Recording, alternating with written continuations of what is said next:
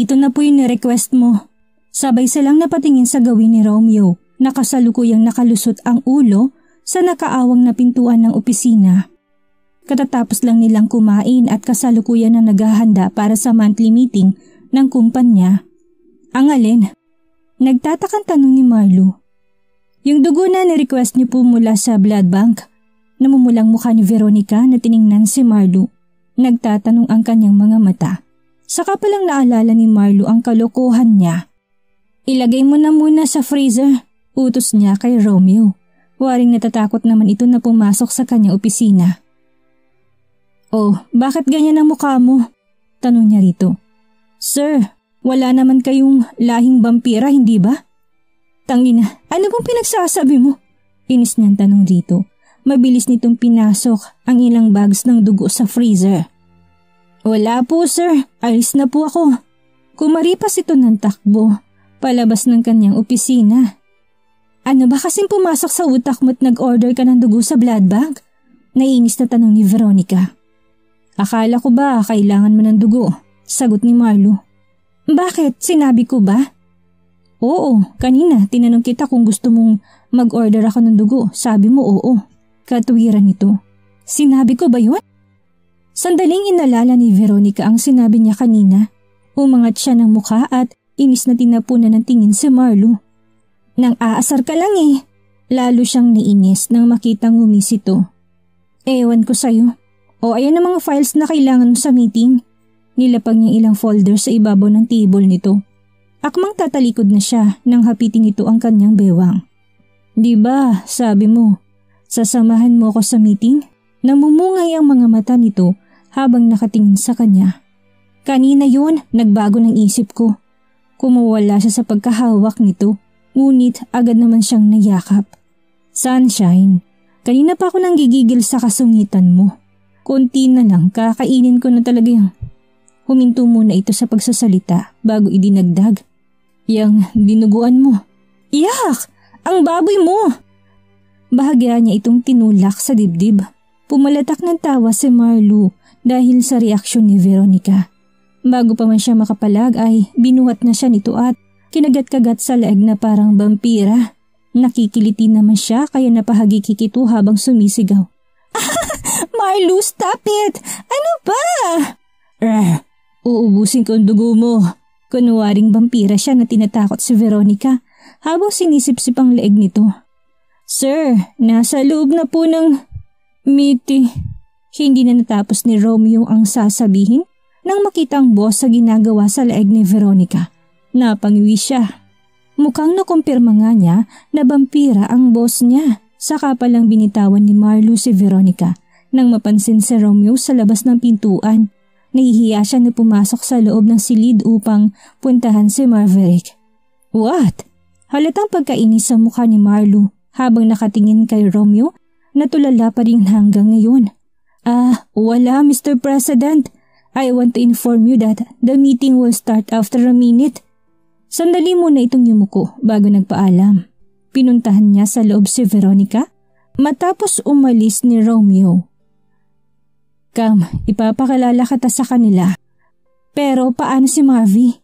Bukas pa magsisimula ang nurse niya. Bring him. Hindi pa man sumagot si Veronica nang agad nang kinarga ni Marlo si Marvy. Walang nagawa si Veronica kung hindi ang sumunod sa mga ito. Good afternoon, Mr. President. Sabay-sabay na tumayo ang mga manager ng bawat departamento upang magbigay galang sa kanya. Napaawang ang labi ng mga ito nang makita na karga niya ang malapit na mag-isang taong gulang na bata. Hindi naman nakakapagtaka dahil small version niya ito, kaya nahulaan na kaagad nila na ito ang batang bukang bibig ng lahat ng tagapagmana ng isang Marlo Tuazon Whitman. Umalerto naman si Veronica sa paghanda ng kanyang record book upang simulan ng mga take-down notes ng magiging minutes ng meeting. Miss Pascual, dito ka sa tabi ko. Lihim niya na pinandilatan ng mga mata si Marlo nang makitang nakatingin ito sa kanya at naghihintay na lumapit siya sa tabi nito. Ngunit tila hindi siya nito naintindihan. Nakakatense ang mga titig nito sa kanya. Bahagya siyang lumapit ngunit lihim nitong hinatak ang laylayan ng kanyang corporate attire kaya muntik na siyang matumba. Mabuti na lang nakatukod siya sa balikat nito. Be careful, Miss Pascual. Nanggigigil na tinabig niyang kamay nito ng palihim at bahagyang dumistansya rito. Ayaw niyang isipin ng mga empleyado nito na naghaharutan silang dalawa sa harapan ng mga ito. Sisimulan na sana niya ang meeting nang pumasok ang isang babaeng buntis sa loob ng boardroom. Nagdikit ang dalawang kilay ni Marlo. Nagtataka siya kung ano ang ginagawa ng dating sekretarya niya rito sa kumpanya niya. Binalingan niya si Romeo. What is she doing here? Hindi ko alam, sir. Lumapit ito sa kanila. I'm sorry, Mr. President, to ruin your meeting. Gusto ko lang ipaalam na buntis ako sa anak mo. Putang ina! Sabay na tumaas ang dalawang kilay ni Marlo. Malutong na mura ang pinakawalan niya. Hindi siya nag-aalala sa babaeng ito. Nag-aalala siya para kay Veronica. Binalingan niya si Romeo. Naintindihan naman ito ang ibig niya sabihin. Teka, saan niyo ko dadalhin? Pilit na nagpupumiglas ang babae mula sa higpit ng pagkahawak ng mga gwardiya. Saka pa lang niya pinakawalan ang hangin na kanina pa naipon sa loob ng dibdib niya. Tang ng Emma. Maliwanag pa sa sikat ng araw ang alaala niya. Wala siyang natandaan na may babae siyang nakasiping sa kama na pinasukan niya ng punla niya. Si Veronica lang ang babaeng pinasukan niya ng punla niya, wala nang iba. Paano nabuntis niya si Emma? Let's start the meeting. Kinurot muna ni Veronica ang sariling palad upang doon lumipat ang sakit na nararamdaman sa dibdib niya. Hindi siya dapat magpahalata na naapektuhan siya. Kinuha niyang last record ng minutes regarding sa last meeting ng mga ito. Binigay na ito sa kanya kanina ni Romeo kaya medyo naging familiar na rin siya sa last topic ng mga ito. Good morning everyone. I'm Veronica Pascual, the new President's Secretary. Ngumiti siya ng matamis kahit pa na sobrang pait ng puso niya. Sa ganitong paraan, makapag-focus siya ng maayos sa kanyang trabaho. Muli niya ipinagpatuloy ang pagsasalita. The last meeting agenda indicated that MB's monthly income had dropped by 20% compared to the same period last year. You must now disclose the issue that you believe caused the company's revenue to decline. Unang tumayo ang Selling and Marketing Department Manager upang magbigay ng kanyang pahayag. Naramdaman niyang lihim na gumagapang ang kamay ni Marlo sa bewang niya. Ngunit agad niyang inalis yun. Hindi sila makikita dahil mataas ang bahagi ng mesa at nakaupo pa si Marvy sa ibabaw nito. Bali na pagitnaan nilang dalawa si Marvy. Bagamat nakaupo si Marlo sa president nitong upuan at siya ay nakatayo, kaya pa simpleng hinihimas nitong binti niya sa ilalim ng mesa. Nilayin niyang distansya niya rito upang iparamdam na galit siya. Nakita niyang hindi maipintang mukha nito dahil sa ginawa niya. That's all, Mr. President. Saka lang nila napansin na tapos na pala sa pagsasalita ang manager. Explain her report. Binalingan siya nito. Mr. President, she explained that our business competitor had a promotional package deal available and the rate for opening a bank account was lower than ours.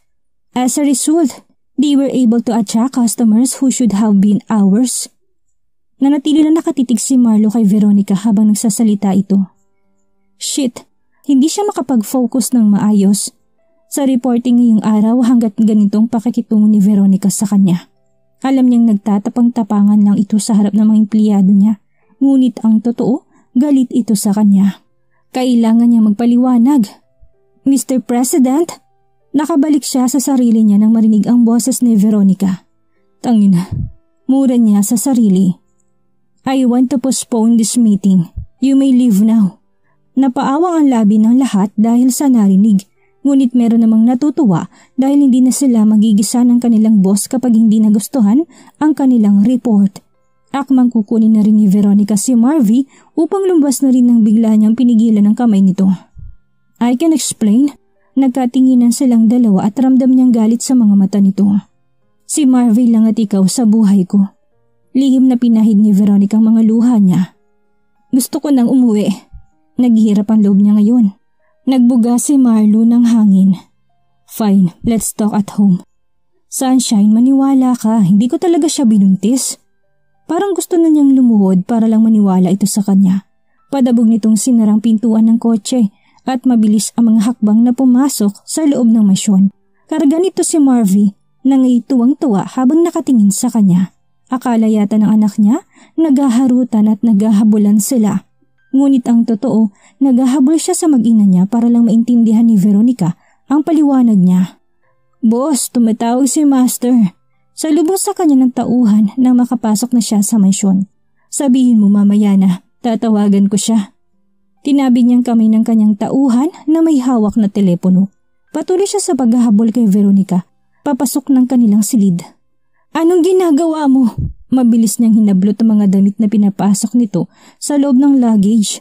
Aalis ka? Puno na sama ng loob ang boses niya. Magkakaanak ka na.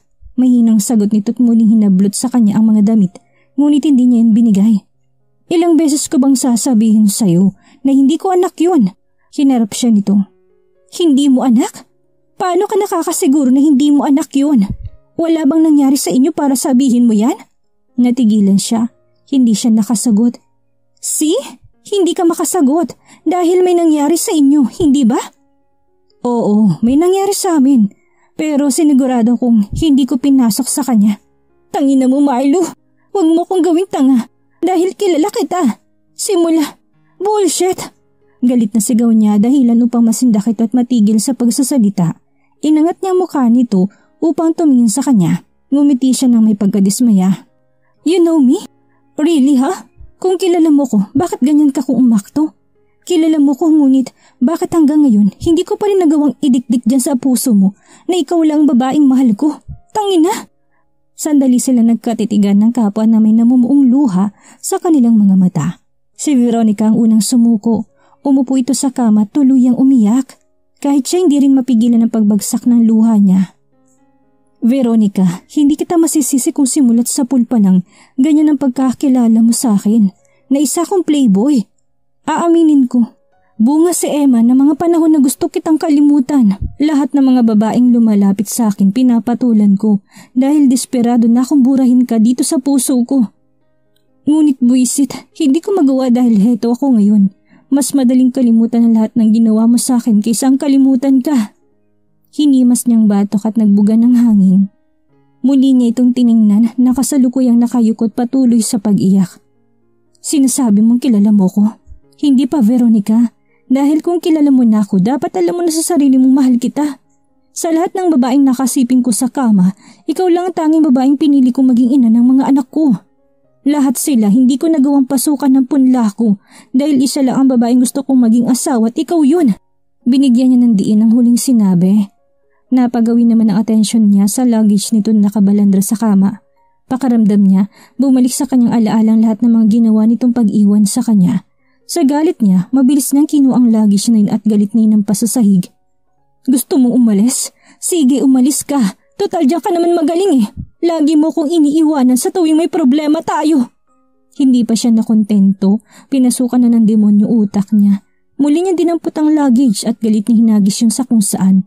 Wala siyang pakialam kung saan man yun tumama. Sumisikip ang dibdib niya sa sama ng loob. Kasabay ng pagbasag ng salamin ng dressing room dahil doon tumama ang luggage ay ang pagbulahaw ng iyak ni Marvy. Siguro nagulat ito sa ginawa niya, kaya umiyak ito sa loob ng crib. Dada! Mama! Imbis na si Marvy ang puntahan ni Veronica, si Marlong niyakap niya dahil patuloy ito sa pagwawala sa loob ng kanilang silid. Pinagsisipa at pinagsusuntok nitong pintuan. Akmang patataubin na nito ang couch na mabilis siyang tumakbot niyakap ito sa likuran. Marlo, please, tama na. I'm sorry. Nanginginig si Veronica habang yakap siya. Ngunit lalo lang gumuhit ng sakit sa loob ng kanyang dibdib. Nanatili siyang nakatayo habang nakapikit at dinadama ang higpit at init ng yakap ng babaeng minahal niya. You want to leave me again? Tanong ni Marlo sa mga nalalabo niyang mga mata. Nararamdaman niyang tumigil sa paghikbi si Veronica habang nakayakap ito sa likuran niya. Bumagsak ang luha niya at tinanggal ang mga kamay nito na nakagapos sa bewang niya. Hinarap niya ito tinitigan ng mabuti. Bibigyan kita ng pagkakataon upang umalis. But you have to make sure na hindi ka na babalik dahil wala ka nang babalikan. Kapag umalis ka, pinatunayan mo lang sa akin na hindi mo talaga ako mahal. Alam mo kung bakit? Dahil makakaayaw mong iwanan ako ng paulit-ulit. Aaminin ko, natatakot ako sa tuwing iiwanan mo ko. Ngunit alam mo kung anong nararamdaman ko ngayon. Naging manhid ng puso ko. Hindi na ako natatakot na mag-isa dahil sanay na akong iniiwan mo. Saka palang nakahuma si Veronica na marinig ang pagbagsak ng pintuan. Wala na pala si Marlo. Umalis na ito. Napahawak siya sa dibdib. Pinukpok niya ito ng kamay upang hindi maramdaman ng sobrang sakit. Alam niyang may mali din siya. Hindi siya nakinig sa paliwanag nito. Nanaig ang selos niya, imbis na subukang ayusin ang problema. Masyado siyang nasaktan sa isiping baka iwanan rin siya ni Marlo ngayong may anak na ito sa ibang babae. Sinubukan niyang umalis ulit upang takasan na naman ang problema nilang dalawa. Naghalo ng problema niya sa kanyang tiyuhin at ang problema niya kay Marlo kaya hindi na siya nakapag-isip ng maayos. Ang pag-alis ang unang naging solusyon niya ngunit hindi pala dapat. Lalo lang niya sinaktan si Marlo. Nanghihina siyang umupo sa kama habang patuloy sa pag-iyak. Isang oras ang nakalipas saka pa lang niya napansin si Marvy. Nakatingin ito sa kanya habang nakatayo sa crib at nilalaro nito sa bunganga ang eroplanong laruan. Dada? Dade? Tumayo siya at pinuntahan ng anak. San, puntahan natin ang daddy mo. Agad niyang kinuha ito mula sa crib. Wala na siyang planong umalis. Lumabas siya ng masyon. Alam mo ba kung saan pumunta ang Sir Marlo mo? Tanong niya sa gwardya. Magkasunod na umiling ito. Hindi po mami, pero baka babalik po ng opisina niya dahil narinig ko kanina yun ang sinabi niya sa Kuya Caleb niya na tumawag ito. Okay, sige, maraming salamat. Maingat niyang nilagay si Marvy sa loob ng kotse at nilagyan ng seatbelt sa sarili nitong baby seat. Binuhay niyang makina ng kotse papuntang Marstone Bank. Kinuha niya si Marvy at kinarga packet ng President's Office. Ma'am, sandali, may bisita pa si Sir, huwag mo na kayong pumasok. Pigil ni Romeo sa kanya ngunit hindi siya nagpapigil. Alam niyang kakausapin rin siya ni Marlo kung humingi siya ng tawad. Masaya siya dahil nandito si Marlo, makakapag-usap sila ng maayos. Mabilis niyang binuksan ang pintuan ng opisina para lang masindak nang makita si Marlo nakikipaghalikan sa babaeng kanina lang pumasok sa meeting nila. Siya si Emma, ang dating sekretarya nito.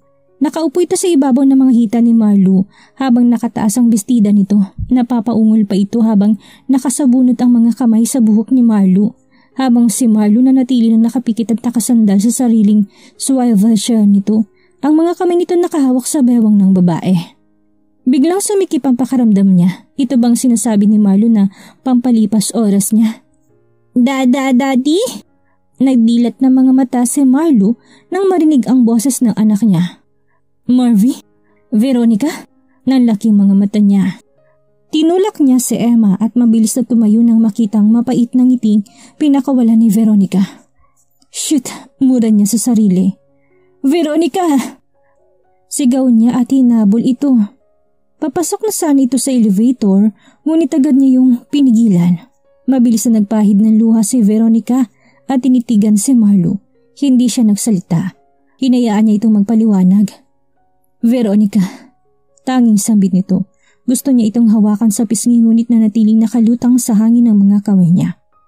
Ngumiti si Veronica ng mapait habang patuloy sa pagpahid ng kanyang mga luha na hindi paawat dahil kusa itong lumalabas. Sige Marlo, makikinig ako sa paliwanag mo. Baka sakaling maintindihan kita at hindi ko iisipin nagsiselos ako. Wala akong karapatan na maramdaman yun, hindi ba?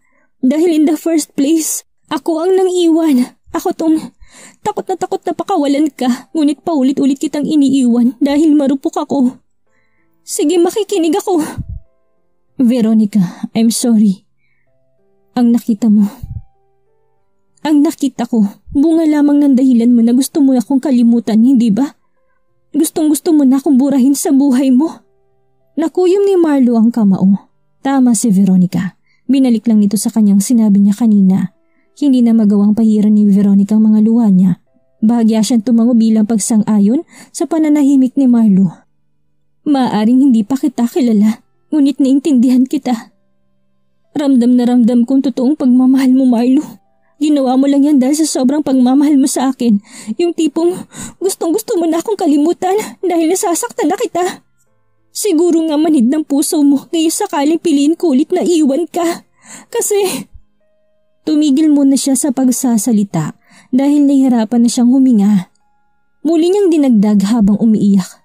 Kasi hindi pa man kita iniiwan ngunit kinalimutan mo na ako. Pinaramdam mo sa harap ko mismo na wala na ako sa buhay mo.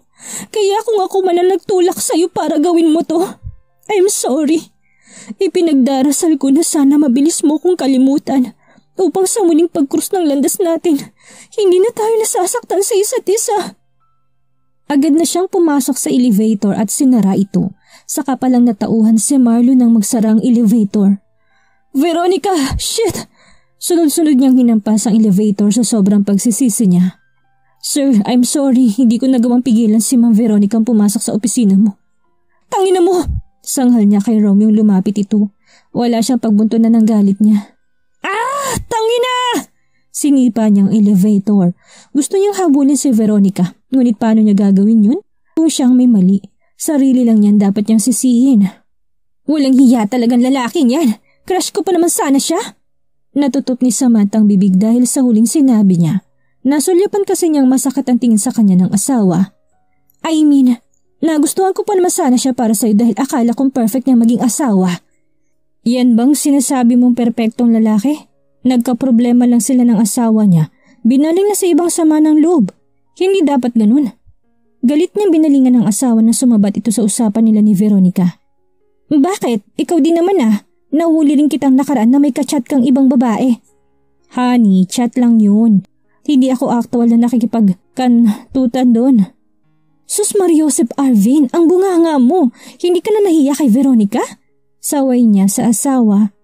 Ngunit natawa naman si Veronica dahil sa mga yan ng dalawa. Gayunpaman hindi pa rin nawawala sa isip niyang imahe ni Marlo at Emma sa loob ng opisina nito. Ang sakit sa dibdib sa tuwing naalala niya. Ngunit kung yun ang paraan ni Marlo upang kalimutan siya, papalayain niya ito. Sapat na sa kanyang mga araw na minahal niya ito. Hindi man niya ito kayang kalimutan, ngunit susubukan niyang mamuhay ulit ng mag-isa. Ang mahalaga, kasama niyang anak niya. Samantha, bakante pa ba yung unit na inuupahan namin noon? Tanong niya. Nakita niyang lungkot sa mga mata nito. Sorry Besh, ngunit may ibang umuupa na ng unit na yon. Pero pwede ka naman dito muna sa bahay. Bakanting isang room sa itaas dahil umalis ng dating umuupa dyan. Talaga? Natuwa siya dahil sa sinabi nito. Pero hindi ba nakakahiya? Wala pa akong pang down payment ngayon. Pero promise kapag nakahanap na ulit ako ng trabaho, uunahin kita sa mga babayaran ko. Ito naman, parang ibang tao ako sa'yo. Unahin mo na lang muna ang paghahanap ng trabaho para may gagastusin ka sa anak mo. Akala ko next month ng binyag niyan. Natigilan siya na marinig ang sinabi nito. Nakalimutan niyang napag-usapan na pala nila ni Marlo. Napapabinyagan nila si Marvin next month. Bahala na. Kapag nakahanap agad ako ng trabaho at makaipon, itutuloy ko ang pagpapabinyag kay Marvin. Isasabay ko na lang si ika 1 year niya. Next month na rin kasi siya mag-iisang taon. Kita mo, malapit na pala siyang mag-isang taon. May naisip ka na bang pag-applyan? Umiling siya. Wala pa nga maghahanap pa ako. Uy, tamang-tama. Di ba Han, sabi mo naghahanap ngayon ng president ng kumpanya niya ng personal assistant? Binalingan ni Samantha ang asawa. Oo, last week pa yun. Hindi ko alam kung nakahanap na siya. Suplado din kasi si boss. Ayaw niya sa babaeng sekretarya. Mas prefer niya ang lalaki. Kaya hindi ko sure kung tatanggapin niya si Veronica. Grabe naman ang CEO mo. Allergic sa babae, ganun? Bakit? Kagapuhan ba siya para akitin ng sekretarya niya? Tinalakan ni Samantha ang asawa niya. Sinabi mo pa, hindi lang yun basta gwapo. Pang-Adonis ang mukha nun kaya hindi nakapagtataka kung hindi makatiis ang mga babaeng hindi siya akitin. Ngunit laging nauuwing luhaan ng mga babae dahil dadma sila kay boss. Ang lalim din yata na pinagdadaanan nun. Kahit ngumiti hindi magawa. Nakakatakot nga kapag ganyan ng boss ko. Nakamot ni Samantha ang ulo niya habang nakatingin kay Veronica. Oh, ano besh? Hindi ka naman yata pwede doon. Baka lalo madagdagan ng stress mo sa buhay. Subukan ko mag-apply besh. Sa sitwasyon ko ngayon, hindi ko na kailangan pang pumili ng trabaho. Baka galit lang siya sa mga sekretarya niya dahil inaakit siya. Ako, hindi ko naman gagawin yun. May anak na ako. Nakakahiya na. Ibig sabihin kung wala kang anak, ganun din yung gagawin mo? Bigla siyang pinamula ng mukha. Ano ba yung pinagsasabi mo? Wala akong ugaling mang-akit. Mga desperadang babae lang ang gumagawa niyan. Pagtatanggol niya sa sarili. Kung sa bagay, pagsang-ayon nito. Kailan mo simulan ng pag-a-apply? Bukas sana, kailangan kong iset aside muna ang sakit na nararamdaman ko. Baka abutin kami ng gutom ni Marvy kung hindi ako gumalaw ngayon pa lang. Paano kung hanapin ni Marlong anak niya at matuntun kayo dito? Hindi siya makasagot.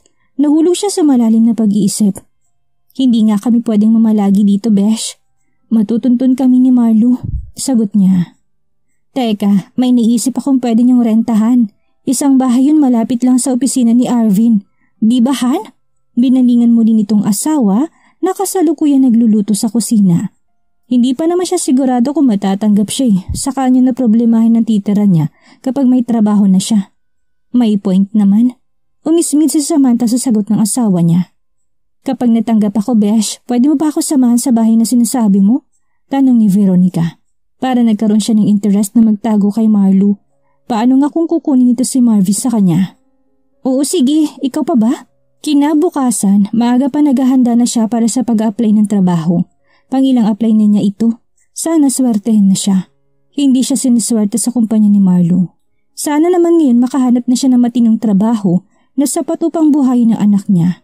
Sumakay na lang siya ng owner jeep ni Arvin. Finance Department Manager daw ito sa Bank de Oslo o BDO. Nandito na tayo. Ikaw nang bahala sa sarili mo. Kung hindi lang sana ako malilate, tutulungan kita. Kaya lang, nasa second floor ang Finance Department at nasa third floor naman ang HR Department. Nandyan naman sa yung number ko. Tawagin mo na lang ako sakaling nahirapan kang hanapin ng HR. Naku, okay lang Arvin. Malaking tulong na to sa akin na dinala mo ko dito. Maraming salamat. Ako nang bahala sa sarili ko. Nakangiting sagot niya. Sumbay na siyang pumasok sa loob ng building. Malaking kumpanya pala ito. Alam niyang isa ito sa pinakamalaking competitor ng AMB pagdating sa monthly profits. Naalala niya dating nagpalabas ng credit cards ang Bank de Oslo sa lahat ng customer nila kahit unang open pa lang ng account ng mga ito. Dahil dito, dinumog ng customer ang BDO. Maraming nag-open ng account dahil sa tie-up nitong credit card na may 50,000 na credit limit. Isang malaking oportunidad para sa taong nahihirapan. Naumutang sa ibang financing. Bumaba ang sales ng AMB dahil sa great offer ng BDO. Saan po kayo, ma'am? Nakabalik siya sa sarili nang marinig ang tanong ng gwardya. Saka pa lang niya na-realize na nasa harap na pala niya ito. Nasa third floor na siya. Bigla siyang kinabahan. Sana lang matanggap siya. Sa HR department, nakangiti niyang sagot. Bumaba ang tingin ng gwardya sa hawak niyang brown envelope. Patuloy na mag-a-apply siya. Anong position po nga applyan niyo? Tanong nito habang kinukuha ang applicant ID pass. Executive Secretary, sagot niya. Natulala ang gwardya dahilan upang magtaka siya. Bakit po? Wala na po bang bakante? Kinakabahan niyang tanong. Kaya lang hindi ko sure kung matatanggap ka. Kasi lalaking hinahanap ni Mr. President. Let her in. Sabay silang napatingin sa pinanggalingan ng malamig na boses na kay sarap pakinggan. Agad na naamoy ni Veronica ang hindi maipaliwanag na bango nito. Bigla siyang napatras kaya muntik na siyang matumba. Nasa likuran niya pala ito. Mabuti na lang at nasalo siya. I'm sorry sir. Nahihiya niyang wika. Ramdam niya pamumula ng kanyang mukha sa sobrang pagkapahiya. Be careful next time. Seryosong mukha nito. Tuloy-tuloy itong pumasok sa loob at pumasok sa elevator. Tawa nga si Arvin. Mukhang inalisan ng kaligayahan ng lalaking ito. Hindi yata magandang pinagdaanan ito sa buhay kahit nang umitiwala itong tiwalang pakawalan. What? Do you still want to apply? Halata ang pagkabagot sa boses nito. Siya palang hinihintay nito sa elevator. Yes sir. Sinulyapan niyang gwardya. Nakita niya pagkalito sa mukha nito. Natandaan niyang sabi ni sir. Kapag may mag-apply na babae, hindi niya papapasukin. Ngunit ngayon, hinintay pa niya ito sa elevator? Nakamot niya ang ulo. Hindi niya talaga maintindihan ang presidente nila. Ano kayang mangyayari ngayong umalis si Veronica sa kumpanya ni Marlo? Matanggap kaya siya sa bagong kumpanyang pag-a-applyan niya? Sino kaya ang gwapong lalaki magiging bagong boss ni Veronica sakaling matanggap siya? Ano ang gagawin ni Marlo kapag nalaman ito? Iyan ang ating aalamin sa susunod nating kabanata.